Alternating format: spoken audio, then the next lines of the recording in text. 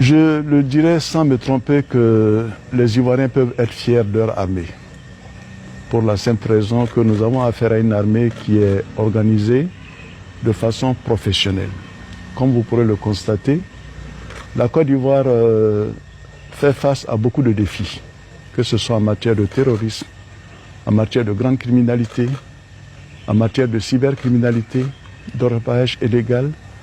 Et face à tous ces défis, l'armée de Côte d'Ivoire est déployée et fait face de façon victorieuse, de façon importante à ces différents défis. C'est pour vous dire que nous avons une organisation, nous avons une armée qui est professionnelle. À preuve, dans le cadre de la lutte antiterroriste, la Côte d'Ivoire est citée un exemple à travers notre organisation. La zone opérationnelle Nord, d'une part, vous avez le centre de renseignement opérationnel antiterroriste et j'en passe, qui sont des structures, des entités à même de faire face de façon immédiate et de façon nette à toute velléité de déstabilisation, d'attaque du territoire ivoirien. Comme vous pourrez le constater, nous avons quand même une armée qui est très équipée, qui est bien équipée, et ceci est à l'honneur de Son Excellence le Président de la République, chef suprême des armées, qui ne ménage aucun effort. Je peux vous dire en toute sincérité que le président Ouattara est le soutien, notre premier soutien en matière d'équipement, d'organisation, de réflexion et de perspective en ce qui concerne la défense nationale. Ceci est important à souligner. Anatomie d'un coup de maître antiterroriste qui redéfinit les standards continentaux. Grâce à la Côte d'Ivoire aujourd'hui, la lutte contre le terrorisme, l'Afrique peut être aujourd'hui une zone sûre en termes d'expérience. C'est là que vous comprenez que la construction de l'Académie internationale de lutte contre le terrorisme n'a pas été un acte vain, n'a pas été un acte sans conséquence. Le démantèlement récent d'une cellule terroriste transnationale à Abidjan marque un tournant décisif dans les capacités sécuritaires africaines. L'opération d'une précision chirurgicale a neutralisé une structure sophistiquée, projetant des attaques contre les cibles européennes de haute visibilité, révélant une mutation profonde de l'appareil sécuritaire qui place désormais le pays au rang des nations dotées d'une véritable autonomie stratégique en matière de lutte contre le terrorisme. Donc, chers parents, des choses on peut vous dire maintenant. Tout récemment, on a attrapé des terroristes, mais eux là, ça c'était plus pour tuer les Ivoiriens. Ça, c'était pour tuer les Blancs. Les patrons des Blancs qui sont à Abidjan, là. Ils ont mené des filatures, des trucs, et ils devraient les abattre. Bon, tout récemment, là, les services du contre-terrorisme ivoirien ont détecté ce réseau et ils ont pu les arrêter et ils ont remonté l'affaire. L'affaire même va au-delà des frontières ivoiriennes. Ils ont leurs ramifications dans plusieurs pays. Mais tous ceux qui sont en Côte d'Ivoire, malgré que leur structure était sophistiquée et avec des objectifs de s'attaquer à des cibles européennes de haute visibilité, des ambassadeurs et autres, aujourd'hui, l'appareil sécuritaire ivoirien seul a pu détecter et neutraliser tous ceux qui étaient en Côte d'Ivoire et en plus mettre au grand jour l'identité de leurs complices qui sont au-delà des frontières ivoiriennes. Cette montée en puissance exceptionnelle porte la signature du ministre d'État, le ministre de la Défense, Téné-Braima Ouattara, dont la vision stratégique a refondé l'architecture sécuritaire nationale.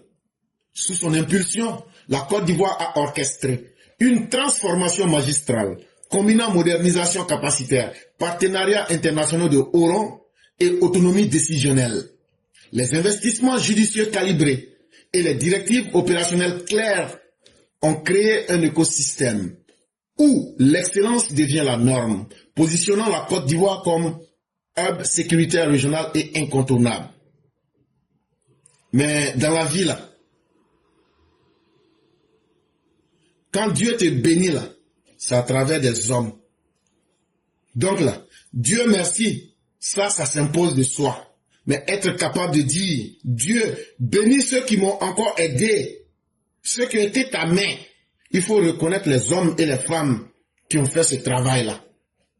Et il faut reconnaître aujourd'hui la signature du ministre d'État, le ministre de la Défense, Téné-Braima Ouattara. Qu'est-ce qui fait qu'aujourd'hui la Côte d'Ivoire est capable de prendre des décisions qui peuvent impressionner le monde en termes de sécurité? C'est parce qu'un monsieur comme Téné-Braima Ouattara, depuis qu'il est à la tête de l'armée, est-ce que vous avez entendu qu'il y a 5 francs qui a disparu? Est-ce que vous avez entendu que les militaires se sont plaints? Moi, quand j'étais en mai tout dernièrement à Abidjan, je suis allé, est-ce que vous... Il dit, il faut laisser ça. Est-ce que vous... nous là, depuis le temps d'Oufou, on ne s'est jamais senti à l'aise comme ça. Il dit, viens là, nous donne tout. Il dit aujourd'hui là, si tu es dans l'armée là, même c'est plus doux que le temps de Oufou. J'ai dit donc, les hommes sont en l'aise. Les hommes ont le matériel. Toi, tu es dans une armée. On te donne une arme de la Deuxième Guerre mondiale. Ça veut dire, on sacrifie ta vie. Mais c'est le ministre Téné-Braima Ouattara, on voit. Quand il y a les salons d'armement, les armes les plus modernes de dernière génération, là, il s'en va là-bas, il s'arrête. Et puis il dit, bon, voilà, expliquez-moi. Il utilise son propre cerveau, il réfléchit. Il dit, voilà ce qui est bon pour moi. Sans intermédiaire, et puis il vient mettre ça dans notre écosystème sécuritaire. Hey, quand on vous dit que la Côte d'Ivoire n'est plus un petit pays là, c'est parce que il y a des grands hommes qui animent notre sécurité là. Ne vous amusez pas. La sécurité là, c'est pas bavarder beaucoup. La sécurité là, c'est pas de montrer ce que tu as. Regardez les terroristes là. Quand ils viennent s'asseoir pour dire, les 3 pays de l'AES là ne sont pas plus forts que l'armée de Côte d'Ivoire. Ça veut dire quoi? Ça veut dire tu prends Mali, Burkina, Niger, tu mets leur armée ensemble là. Eux-mêmes ils reconnaissent qu'ils ne valent pas le niveau de la Côte d'Ivoire. C'est là Ibrahim Kakala qui disait ça. Donc ça veut dire qu'ils reconnaissent que l'armée de la Côte d'Ivoire là, les 3 pays là, on peut leur bouffer en moins de 24 heures. Il n'y a pas match. Donc, pour se cacher, il dit non, on a signé des pactes avec des terroristes. Qui sont ces terroristes? Donnez-nous leur nom. Mais de toutes les manières, il n'y a pas de terrorisme en Côte d'Ivoire. Mais comme vous, Dieu vous a béni avec le terrorisme dans vos pays, et que vous connaissez le nom de vos chefs terroristes, mais signez aussi des partenariats avec eux pour qu'ils arrêtent d'attaquer votre pays. Bina Djala est en train aujourd'hui de vous donner tous les cauchemars. Amadou Koufa est en train de couper vos sommeils. Yad Agali, vous êtes sorti aujourd'hui pour mentir que vous avez neutralisé la famille de Yad Agali. C'est faux. Je vous dis c'est faux. C'est des pauvres citoyens Touareg que vous êtes allés massacrer. Mais ça là, ça va changer quoi? C'est faux, c'est que vous, c'est faux, c'est pas vrai. Mais supposons que c'est sa famille. Qu'est-ce que vous voulez maintenant qu'il fasse? Vous lui donnez toutes les raisons de se venger gravement de vous. Donc ça veut dire que vous avancez même sans intelligence. Ça veut dire que c'est vous les ennemis de la paix au Mali. Quelqu'un, il est déjà dangereux. Vous ne savez pas ce qu'il fait en Algérie. Je vous ai expliqué dans des émissions que votre problème là, c'est au-delà de vos frontières. Et que l'émirat du Sahel là, c'est un démembrement de l'État islamique dans le Maghreb islamique. Et que derrière ce problème-là, l'Algérie les utilise comme des proxys pour protéger sa frontière. Parce que lorsque nous sommes dans la loi de la survie, la morale n'a pas sa place. La morale est secondaire à la survie. Ça veut dire, quand il s'agit de vivre et de survivre là, quels que soient les moyens qui vont me permettre de survivre là, c'est ça qui est un impératif. Maintenant, quand je survis, c'est là que je peux penser à ce qui est bien et à ce qui est mauvais. L'Algérie n'a plus envie de revivre ce qu'elle a vécu dans les années 90 à travers le Front islamique du salut. Et vous n'avez pas l'intelligence de comprendre cela. Aujourd'hui, vous avez encore Diko qui se retrouve en Algérie. Ça ne vous amène pas à réfléchir pourquoi eux tous se retrouvent en Algérie. Mais vous êtes en train de créer les conditions en pensant qu'en neutralisant les gens, en tuant les membres de leur famille, ça va résoudre votre problème. Mais vous leur donnez toutes les raisons d'être radicalisés davantage. Mais c'est vous qui voyez. Oh, chez nous en Côte d'Ivoire, le ministre Téné-Bréma Ouattara met tout en place aujourd'hui pour faire de la Côte d'Ivoire un hub sécuritaire régional incontournable. Et ça, aujourd'hui, le monde entier en parle. Il faut aller prendre les rapports de Global Firepower. Tu regardes. Ce rapport qui est fait par des instituts pour regarder les capacités des armées dans le monde, ce n'est pas à moi de te dire où se trouve la Côte d'Ivoire. Nous sommes la deuxième armée de la CEDEAO après le Nigeria. Nous sommes la première armée francophone au sud du Sahara. Et ça, ce n'est pas petit. Ça veut dire qu'il y a eu du travail d'intelligence. Il y a eu de la formation, mais il y a surtout eu de la vision. Qu'est-ce que nous voulons être dans les 10 à 15, 20 années à venir? Dans quoi est-ce que nous nous projetons? C'est à cela aujourd'hui que nous en sommes. La gendarmerie nationale de la Côte d'Ivoire incarne cette révolution silencieuse, désormais comparable aux forces de sécurité intérieures les plus performantes du continent. Elle maîtrise l'équilibre délicat entre l'approche communautaire et la capacité de frappe high intensity. Sa polyvalence, rare en Afrique, lui permet de basculer instantanément du maintien de l'ordre à la neutralisation des menaces asymétriques sophistiquées. Un atout majeur dans un environnement où les menaces hybrides s'accentuent constamment. Et chers Ivoiriens, soyez fiers de votre armée. En vous prenant l'exemple de la gendarmerie par exemple. Aujourd'hui, notre gendarmerie peut être une force qui peut démanteler et neutraliser les menaces les plus aguerries, les menaces les plus sophistiquées, les menaces les plus asymétriques, les menaces les plus hybrides. Ça veut dire, quelle que soit la forme que vous envoyez, on a formé des gens qui sont très polyvalents et qui peuvent s'adapter à n'importe quelle situation. Et je vais vous donner un exemple. Tout dernièrement, là, il y a des véhicules qu'on avait payés, les gens pensaient qu'on allait prendre ça pour aller mater les gens. Les centaures. Quand ils ont mis le bois là, c'est pas parce que les gens n'ont pas coupé les bois et autres. Hein. Ils ont fait. Qu'est-ce que Apollo a dit? Il dit, hey, laissez-les, quand ils vont finir de couper là, ils vont dormir, non? Quand ils vont aller dormir là, on vient tranquillement là. C'est que le travail qu'ils ont fait, peut-être en 3 jours là, nous on vient en 3 minutes, on balaye la route. Les gens allaient voter. Les centaures là ont enlevé tous les bois avec toutes les menaces, avec tout ce qu'ils avaient fait pour empêcher les déplacements là. Il suffisait de signaler, on vient, on enlève en 3 minutes, c'est fini.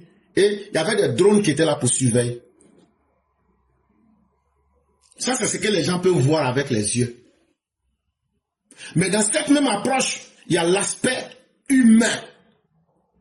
Vous voyez le général Apollo lui-même aller directement au contact des violents, des réfractaires pour leur dire, voilà, ta vie là, c'est ta vie. Si nous on veut utiliser les moyens qu'on a là, c'est pas bon. Faut pas prendre un risque qui est inutile. Les politiciens qui t'envoient là, il faut leur dire, eux-mêmes ils n'ont qu'à venir discuter, mais eux se cachent, eux ne viennent pas.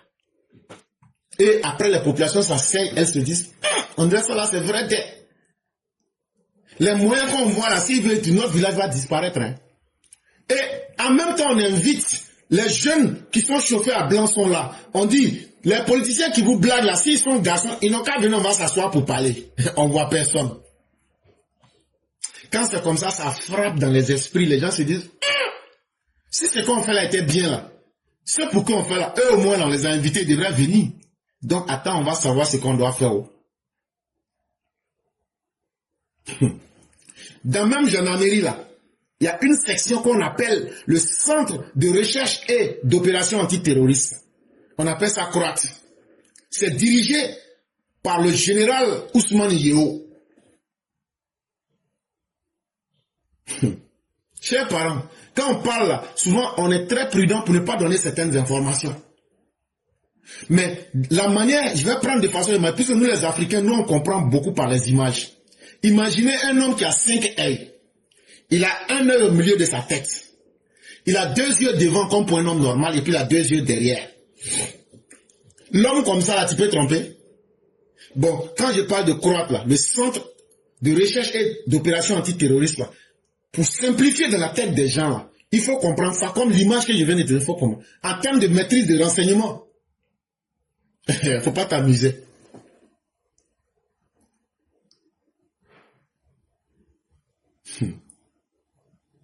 Et quand je parle de renseignement, je ne parle pas simplement de ce que les uns savent ou me disent. Je ne parle pas de ça. Je te parle des données. Ce qu'on appelle les métadonnées téléphoniques, couplées à des algorithmes de détection de comportement. C'est-à-dire, toi, ton téléphone que tu as là, toi-même, ce que tu n'imagines pas qu'on peut exploiter, ce n'est même pas les informations que tu as dans ton téléphone. Hein. Ça veut dire ce que tu vas faire, là, on connaît.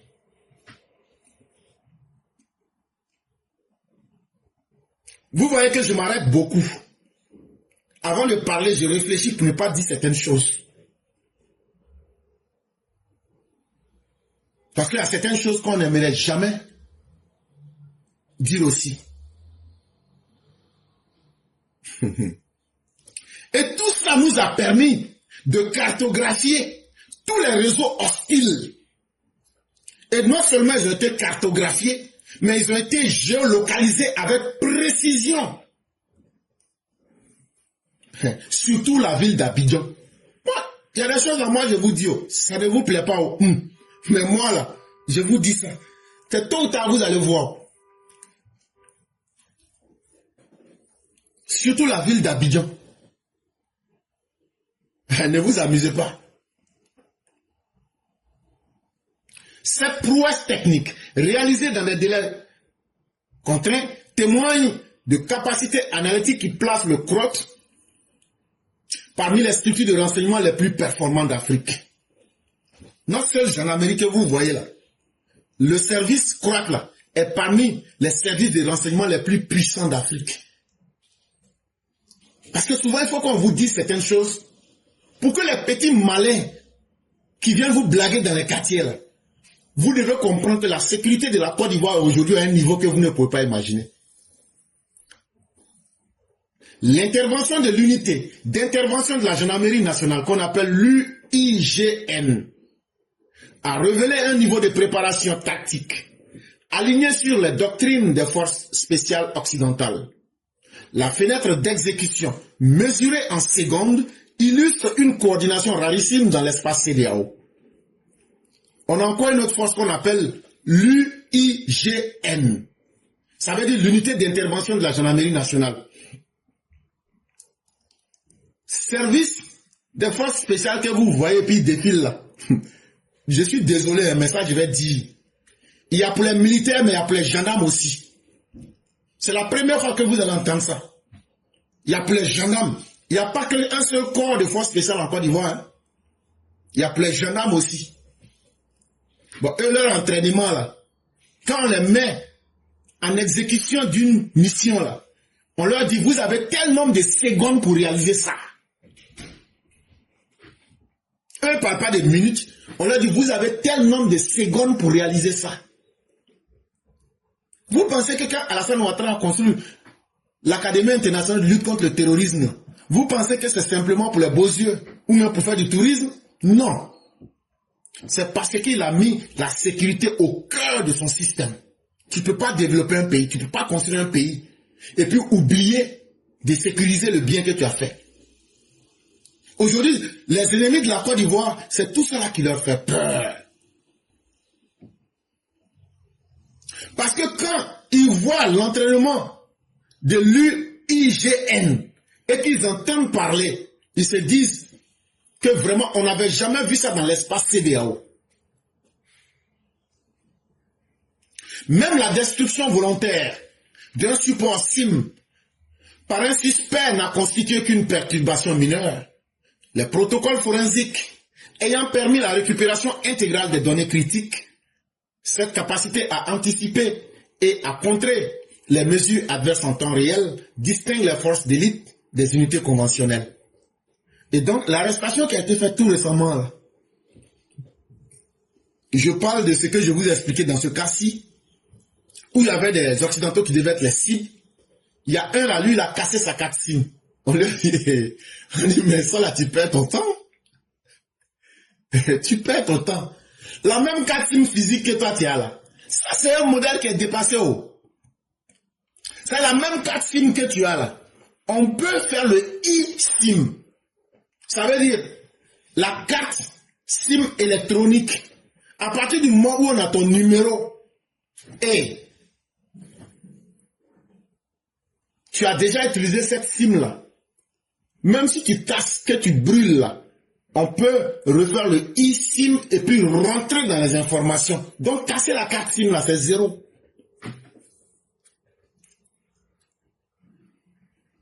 Malgré que il avait cassé sa carte SIM,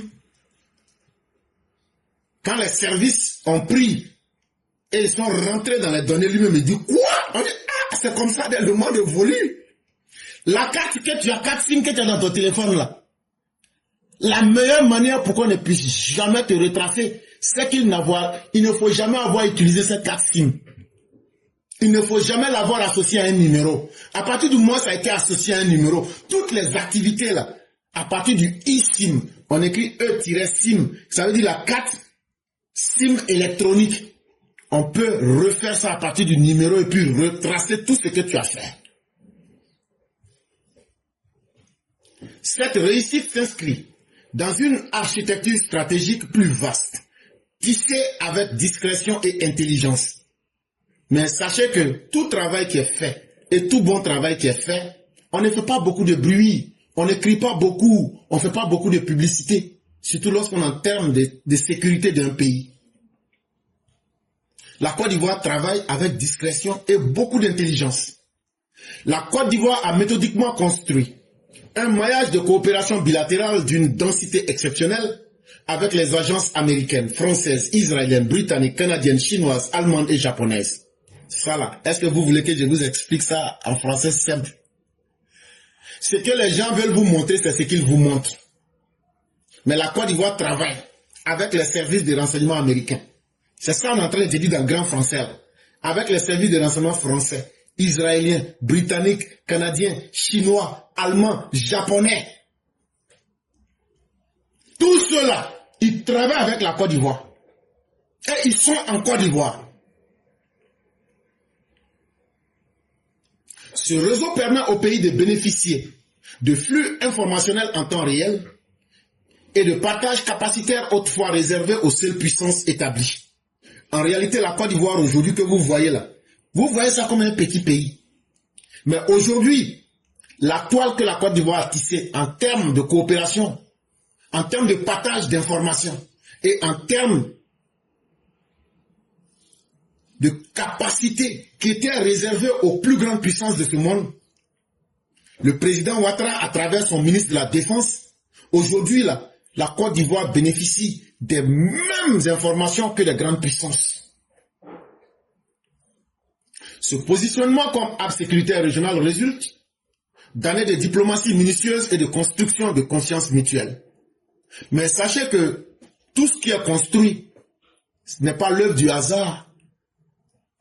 C'est un travail méthodique. C'est un travail bien fait. C'est un travail de patience. Parce que pour que la Côte d'Ivoire aujourd'hui puisse être capable d'être au même niveau et échanger directement les renseignements avec ces grands pays que je vous ai cités en termes de services de renseignement contre services de renseignement, c'est parce qu'ils ont vu des gens capables. Ils ont vu des gens sérieux et des gens qui ont une capacité d'apprendre pour apporter une sécurité au monde entier. Et c'est ça qui fait que la Côte d'Ivoire devient aujourd'hui un centre, la Côte d'Ivoire seule devient un centre de renseignement sous-régional. Oui, moi je vais dire ça aux gens. Moi je vais dire, la Côte d'Ivoire même est un centre de renseignement international. Côte d'Ivoire que vous voyez là, c'est un centre de renseignement international. C'est là que tu vois quelques petits voyous nous reproduire la politique villageoise de 1990. Mais vous êtes des plaisantins. Mais comme vos villes ne valent plus rien et que vous n'en avez pas besoin, mais on va les mettre en fourrière pour vous. Les messages de reconnaissance émanant des capitales occidentales et asiatiques traduisent une réalité tangible. La Côte d'Ivoire a franchi un seuil, la plaçant dans le cercle restreint des États africains disposant d'une véritable autonomie stratégique. Aujourd'hui, la Côte d'Ivoire est félicitée pour ses capacités sécuritaires, pour sa bonne maîtrise de la coopération internationale en termes de renseignement. En anglais, on appelle ça intelligence. Aujourd'hui, même les plus grandes nations du monde disent que la Côte d'Ivoire est un partenaire sûr, un partenaire respecté. Et je vais vous donner un seul exemple. Pourquoi chaque 3 mois, M. Simao vient en Côte d'Ivoire au nom du secrétaire général de l'ONU? Ici, là, on ouvre vos yeux. Il y a certaines choses qu'on ne vous dira pas, fa. Mais toi-même, là, quand tu t'assois, tu te dis, pourquoi chaque 3 mois, l'ONU envoie quelqu'un pour parler des problèmes de djihadisme dans toute l'Afrique de l'Ouest? C'est parce que la Côte d'Ivoire est le centre de renseignement de toute l'Afrique de l'Ouest. Est-ce que la Côte d'Ivoire peut servir de centre de renseignement des grandes puissances internationales? Et puis, les Ivoiriens eux-mêmes ne seront pas au courant de ce qui se passe dans leur pays, surtout les dirigeants. Donc, soyez un peu intelligents. Si à partir de la Côte d'Ivoire, chaque 3 mois, l'ONU vient prendre des renseignements sur les pays qui sont dans la sous-région ouest africaine et la Côte d'Ivoire elle-même,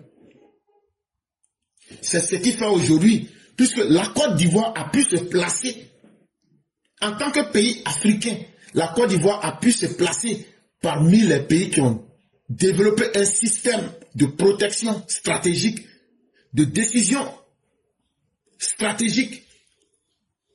Et aujourd'hui, la Côte d'Ivoire a développé des hommes et du matériel pour faire un travail qui surprend le monde. On s'est dit, mais c'est un pays africain qui fait ça. Cette reconnaissance ouvre des perspectives de coopération élargie et s'inscrit pleinement dans la vision 2040 qui fait de la sécurité un pilier central de l'attractivité économique et de la stabilité sous-régionale. Bon, justement, c'est ce beau travail et cet effort des autorités ivoiriennes à aller toujours plus loin qui a tellement convaincu les gens. On ne s'associe pas aux médiocres, on ne s'associe pas aux vauriens.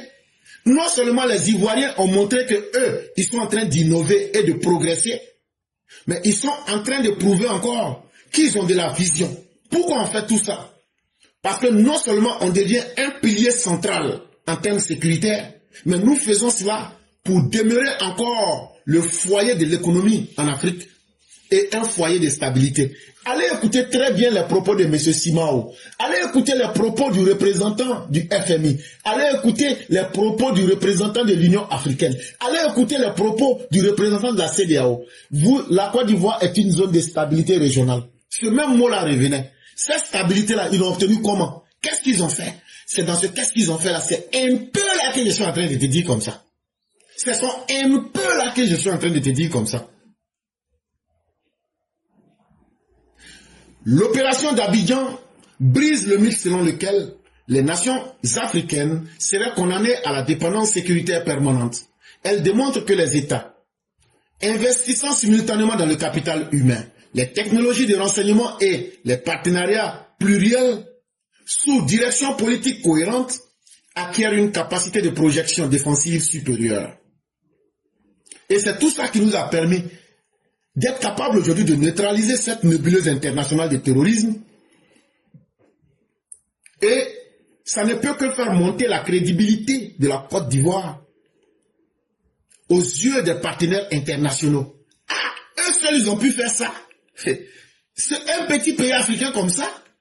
Oui, mais comment? Parce que ils ont développé, ils ont investi dans la formation des hommes qui animent leur appareil sécuritaire. Ils se sont dotés des appareils les plus récents en termes de renseignement et de technologie. Ils ont multiplié leurs partenariats dans le monde. Et il y a une volonté politique à travers un homme qui s'appelle Alassane Ouattara, TBO, à travers un homme qui s'appelle Djomandé Vagondo, et etc., etc. Ça leur permet d'avoir une capacité pour projeter la défense de leur pays à un niveau que vous ne pouvez pas imaginer. Donc quand Alassane Ouattara, au soir du 13 novembre 2025, dans le message du CNS vous dit « Restez tranquille », c'est un vrai homme qui vous parle. C'est un homme qui a la sérénité, c'est avec la sérénité d'un prophète qu'il vous parle. Parce que dans le Coran, Dieu dit, quand j'envoie un prophète, je suscite un ennemi dans son propre peuple. Mais je donne une garantie à tous les prophètes que votre mission va prévaloir sur vos ennemis. Quand tu connais déjà la conclusion de quelque chose, pourquoi tu t'affoles? Pourquoi c'est le détail qui t'intéresse? Donc, avec la sérénité d'un prophète qui connaît déjà la fin de toute chose, quand il vous dit de rester serein là, est-ce qu'il vous a une fois envoyé en bateau? Dans le Sahel, fragmenté où les groupes armés exploitent les discontinuités territoriales, cette posture ivoirienne constitue un point d'ancrage stabilisateur d'importance capitale.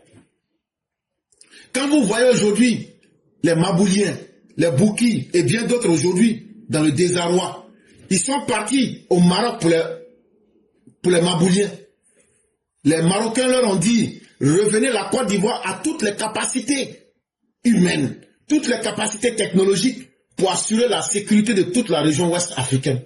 Mais par orgueil, ils ne sont pas revenus à la Côte d'Ivoire. Voilà aujourd'hui que des Binadjara viennent aujourd'hui pour danser Zaïko sur le dos des Maliens.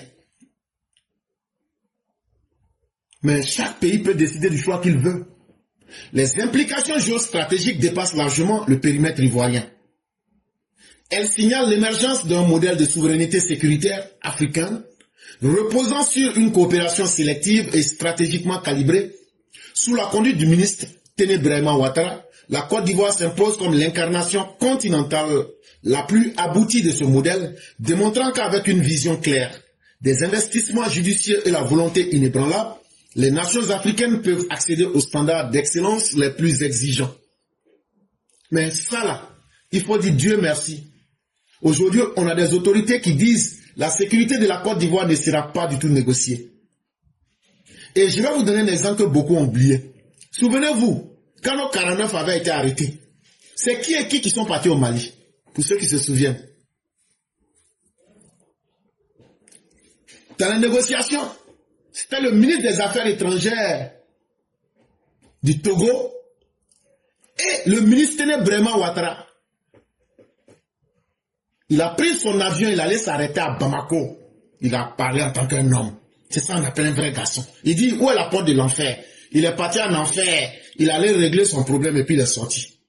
Je ne sais pas si vous remarquez, souvent je l'appelle, je dis le Terminator. Pour me moquer de lui, là, je l'appelle Terminator. Mais il y a combien de garçons qui pouvaient faire ça? C'est lui encore qui s'est levé. Quand les Burkinabés faisaient des conneries, il allait s'arrêter à Nyangolongo avec le ministre, leur ministre de la Défense, et ils ont parlé sur le territoire burkinabé, et puis il s'est retourné. Ça là, Téné Braima Ouattara, c'est vrai garçon qui est là. Ça là, c'est garçon plein qui est là. Ça là, il a la tête de ton pays là, faut dormir.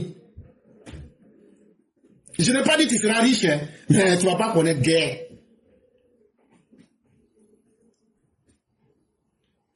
Ça, ce que je te cite là, ça prouve que la volonté est affichée, même au prix de sa vie. La sécurité des Ivoiriens ne sera pas un jeu pour lui. Et puis, il y a encore quelque chose qui pèse lourdement sur sa tête. Lui, il est le petit frère du président. Si lui, le chou là, c'est non seulement Alassane Ouattara qui a échoué, mais c'est toute la dynastie Ouattara de Kong qui a échoué. Il pense à cela. Et il ne peut pas s'amuser. Je dis des choses très profondes, je passe là-dessus, mais réfléchissez après. Il est extrêmement conscient du défi. Sous la conduite du ministre Téné Braima Ouattara, la Côte d'Ivoire s'impose comme l'incarnation la plus aboutie de ce modèle, démontrant qu'avec une vision claire, des investissements judiciaires et la volonté inébranlable, les nations africaines peuvent accéder aux standards d'excellence les plus exigeants. Et c'est tout ça qui fait aujourd'hui que vous, les Ivoiriens, vous devrez être fiers d'avoir eu la bénédiction d'hommes qui portent dans leur cœur la sécurité et qui vous donnent des résultats que vous n'avez jamais pu imaginer. L'opération restera comme une démonstration éclatante de ce qu'un État déterminé peut accomplir face aux menaces sophistiquées. Elle constitue un message puissant. Le territoire ivoirien n'est pas un espace de transit pour les réseaux terroristes. Et ces terroristes-là, ils étaient en transit. Mais en temps réel, on les a téléchargés quand ils ont voulu passer par le territoire ivoirien. Et chers Ivoiriens, est-ce que vous n'êtes pas fiers de vous-même? Est-ce que vous n'êtes pas fiers du président? Est-ce que vous n'êtes pas fiers de TBO? Est-ce que vous n'êtes pas fiers de Vagondo? Est-ce que vous n'êtes pas fiers de nos militaires? Cette affirmation de souveraineté traduite en capacité réelle redessine les équilibres sécuritaires régionaux et positionne la Côte d'Ivoire comme acteur incontournable de la stabilité continentale. Si tu veux que les gens te fassent confiance, il faut bien faire ton travail. Et quand tu fais bien ton travail, les gens vont entendre parler de toi. Et quand les gens entendent parler de toi, tout le monde va vouloir travailler avec toi. Et donc cela ne fait qu'augmenter la crédibilité de la Côte d'Ivoire, la vraie souveraineté de la Côte d'Ivoire, après avoir été capable d'organiser nous-mêmes des élections sur fonds propres, sans aller prendre crédit. Et ce que je ne vous dis pas, la Côte d'Ivoire est en train de développer dans le secret des fonds souverains.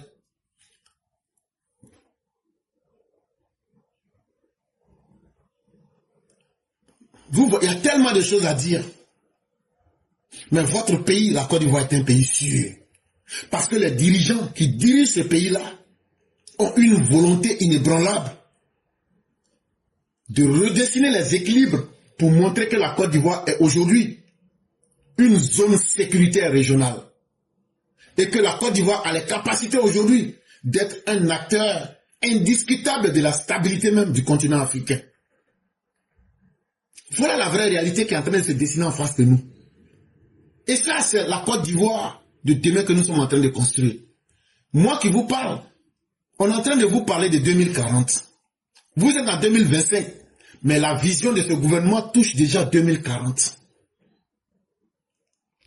Tout ce que je peux dire, la Côte d'Ivoire est en train d'écrire une nouvelle page où la souveraineté se construit méthodiquement, opération après opération, traçant une trajectoire qui fascine et qui inspire l'ensemble du continent. Tout ce que je vous ai dit là, oubliez. Allez demander dans n'importe quel pays, demandez à vos chefs militaires ou bien à tous ceux, demandez qu'est-ce qu'ils pensent aujourd'hui de l'appareil sécuritaire ivoirien.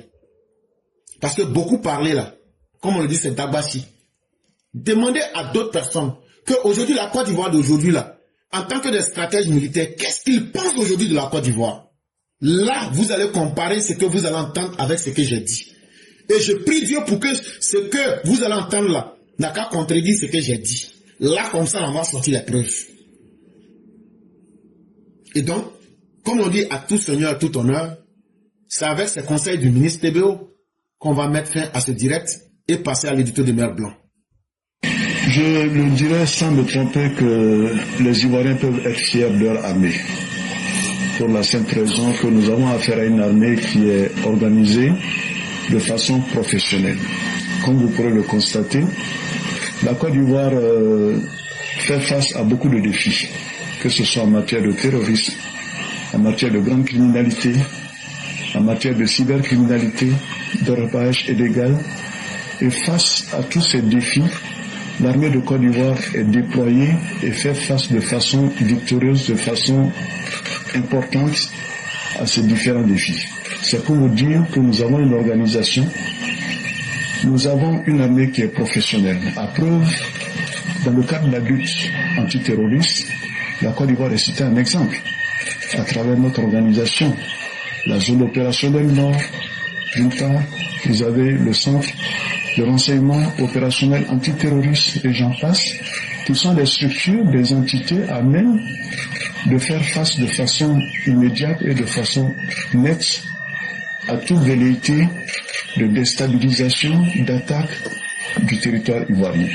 Comme vous pourrez le constater, nous avons quand même une armée qui est très équipée, qui est bien équipée, et ceci est à l'honneur de son Excellence le Président de la République, chef suprême des armées, qui ne ménage aucun effort. Je peux vous dire en toute sincérité que le président Ouattara est le soutien, notre premier soutien en matière d'équipement, d'organisation, de réflexion et de perspective en ce qui concerne la défense nationale. Ceci est important à souligner. Ce qu'il dit là, c'est très condensé. C'est très condensé. Mais c'est un peu l'explication que j'ai donnée. Et vous voyez qu'il récite les mêmes choses et il redit que nous sommes dans de bonnes mains. Et c'est la vérité, chers parents. On va passer à l'édito des Mères Blancs. Et après donc l'édito des Mères Blancs, en fonction du temps disponible, on va pouvoir laisser rapidement la parole à ceux qui voudraient s'exprimer rapidement. Mais on écoute d'abord l'édito des Mamans Blancs. Bonjour éclaireur pro vérité, bonjour à tous mes condisciples de la digne classe éclaireur pro vérité. Mon édito aujourd'hui a pour titre Bis repetita. Ces deux-là nous parlent de Dieu, mais à les entendre en parler, on a l'impression qu'ils en ont un autre différent de celui mentionné dans les 3 livres saints. Dans la Bible, par exemple, il est écrit que Dieu a créé le monde et son contenu en 6 jours et qu'il s'est reposé le 7e jour. Le Dieu de Tidjane Thiam et de Babo Laurent a créé le monde en 7 jours. Vous comprenez que leur Dieu est loin d'être l'universel. Tenez, leur Dieu, en plus d'être très bavard, est un Dieu pas flotteur. Il fait des révélations fallacieuses qu'il fait dire à des gens tels que Eli Pada. C'est aussi lui qui a poussé Laurent Gbagbo à terminer son règne caché sous terre avec sa famille. Et à la place de Eli Pada, il y avait un certain pasteur Malaki.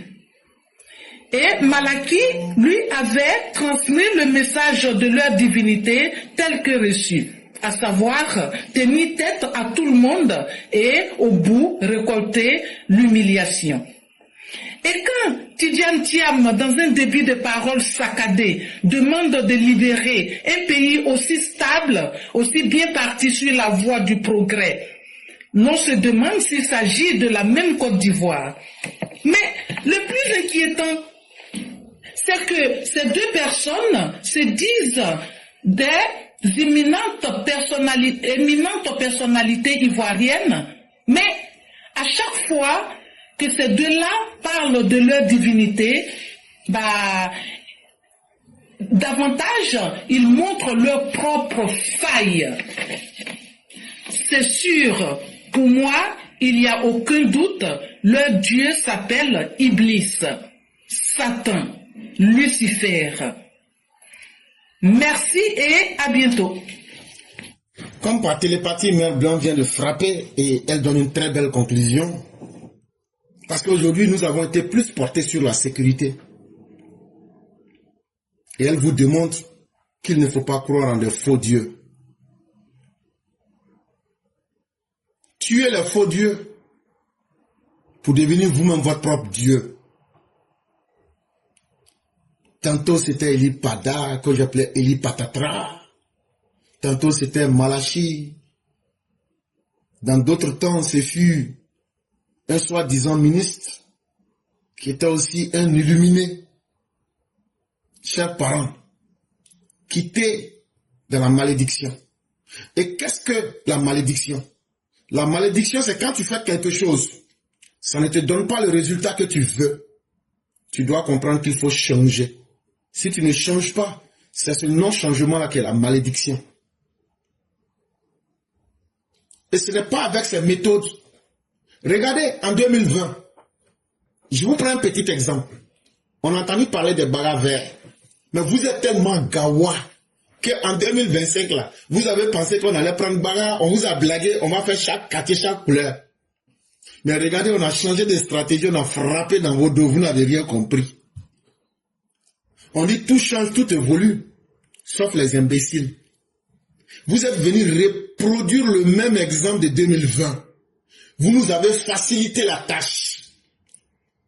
On savait déjà ce que vous feriez. Et nous, ça nous a permis d'innover. Parce que quand tu répètes les mêmes stratégies, ton ennemi finit par te connaître.